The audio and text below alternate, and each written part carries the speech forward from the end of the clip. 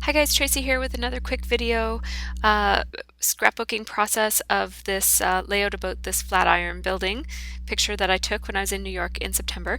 This one is going to be about the history of this building, and I printed up an old picture from 1903 of the Flatiron building, and I printed it on overhead transparency through my laser printer. And I'm just looking through my Studio Calico sock hop kit. I have also the penny loafers and poodle skirt add-ons. And I'm just picking out any of the colors that kind of appeal to me. And as it comes together, I just kind of decide as I go what colors I want to use on a certain layout. And so those were the papers that I chose. This process video is taped with a completely different process. It's actually, I accidentally had my camera left on time-lapse, and that's why it's a lot jerkier than it usually is. But I'm just going through my tags. I just brought my whole Project Life little box over with me so I could just kind of have a look at those tags alongside the papers that I had chosen. And I keep my tags sorted according to size, and so I just took a couple of different piles of sizes out and looked for both sentiments and colors that were going to work for me. So now I'm just looking for some other embellishments in, that's just a drawer I keep with silhouette cuts and stuff like that, but I decided to go with the tab that came in the kit, which is the kit came with a bunch of pink paisley tabs. And so I'm using my Dymo label maker to put a label on it that says Flatiron. You can see the text that used to be on that tab underneath, and that's bugging me. So I took it off and peeled off the yellow label, put down some whiteout, and now the yellow label looks quite a bit better. So I just added a basic gray clip there, and I'm just trimming up my transparency to the size of the photo. And this is where the design starts to come together for the layout. Up until this point, I'm really just, I had no idea what I was going to be doing with it. But then as the scraps of paper started coming together, an idea started to form. And so I'm just trimming down the papers to fit my ideas a bit better. Putting that, okay, here I just wanted to show you that I put the pop dots in, but I didn't attach them, so I didn't remove the backing from the pop dots, so I can slide things in afterwards. So I'm just putting the transparency onto the scrap paper. I'm outlining that craft paper, which is by, who's that by? Basic Gray. And so I'm just taking out my label maker again because I started to think that I don't know, I was thinking I didn't want to put Flatiron on there. I wanted to put the year instead, so to kind of compare and contrast between the 2012 and the 1903.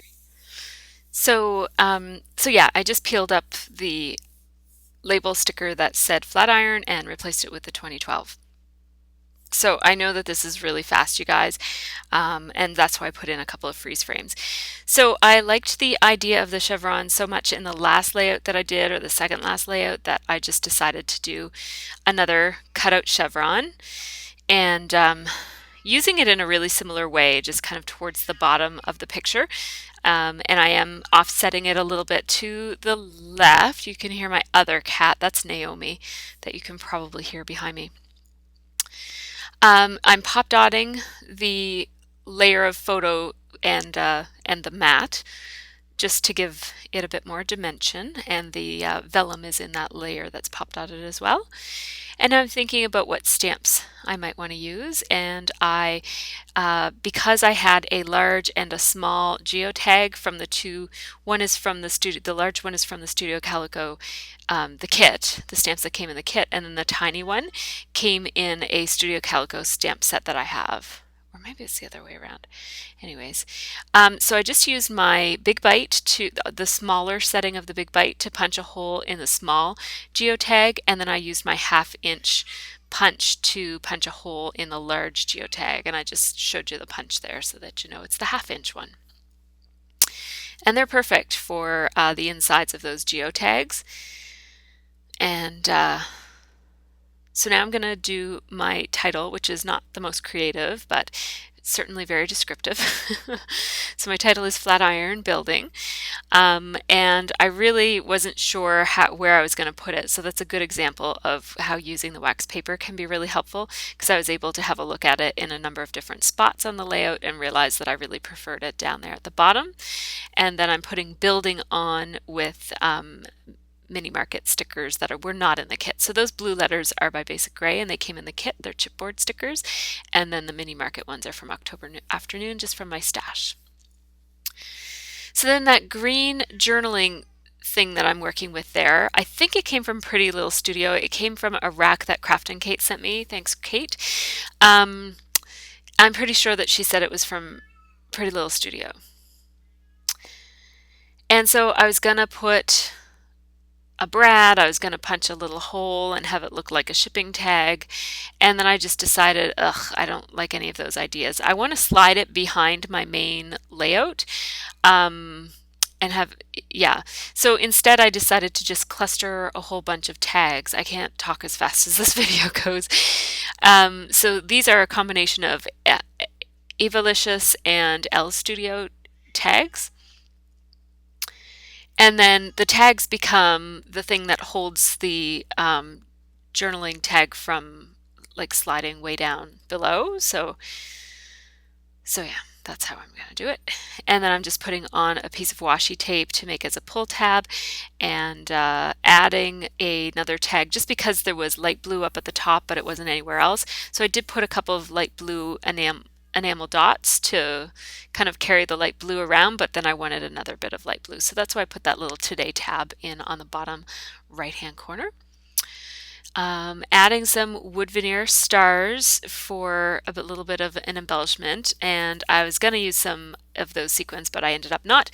That's a piece of this and that paper from my stash. It's just from my scrap bin, and right now I'm at my typewriter, my antique, like my old typewriter. I've got two, and I just typed out the word pull so that you'd know to pull that out, because it's not obvious that there's journaling under there. And so I'm actually using Wikipedia for my journaling here. So this is straight from Wikipedia. I don't even think I paraphrase, but there were parts that were word for word from it. And I just loved the information that I learned from Wikipedia about the Flatiron building. It's kind of interesting that it's still functioning as an office building, and that the corner offices are the most sought after offices and that sort of thing. So I just wanted to talk a little bit about that. That ampersand stamp came in the kit, and here I got some yellow ink on my background paper. So I was trying to figure out what I was going to do. So I ended up just turning the paper. So I thought about switching from the Swiss dot white background to a wood grain white background, but I found that white was a little bit too stark, like it was too bluey, and the other white is more warm white. So I really prefer that one over the wood grain one, but the Swiss dot one had the ink marks on it, which were kind of irritating me. So I decided that if I put that yellow chevron up in the corner, that it could cover the yellow ink that got on my layout. So here I am finally committing to it all, laying it all down. And I'm just going to run a piece of washi strip under that yellow chevron piece, just to have a little something else up there with it. I would have rather that cluster be smaller, but the washi tape helps to cover the yellow ink that cluster is covering. So it ended up being bigger than I was planning, but that's okay. Now I decided I wanted to add enough of the story of the building wasn't on the journaling, so I wanted to add some to the back.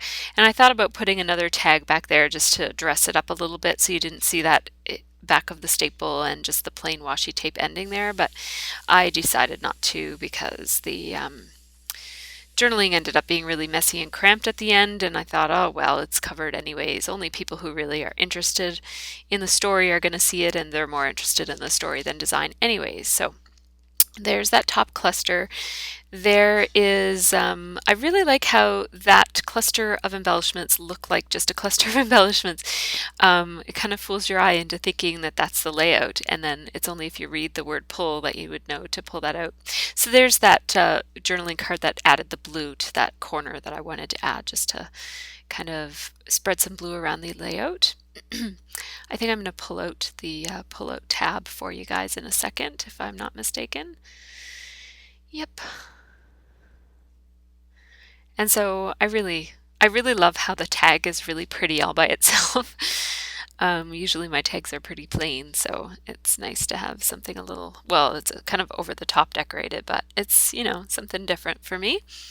This layout was certainly very different in that, you know, the really decorated tag, and I think the layout even looks good without the tag in it. It's certainly very minimally embellished without the tags, but I like it that either piece can sort of stand on its own, which is not something I usually do. So thanks so much for watching, you guys. Take care, and this is my last sock hop layout for sure because I got my other kit. Bye!